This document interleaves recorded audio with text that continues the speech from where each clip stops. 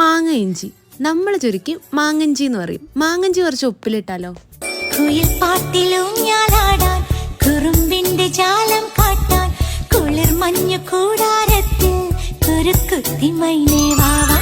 കുയിൽ പാട്ടിലൂഞ്ഞാലാടാൻ, കുറുമ്പിന്റെ ജാലം കാട്ടാൻ, കുളിർ മഞ്ഞു കൂടാരത്തിൽ കുരുക്കുത്തി മൈനേ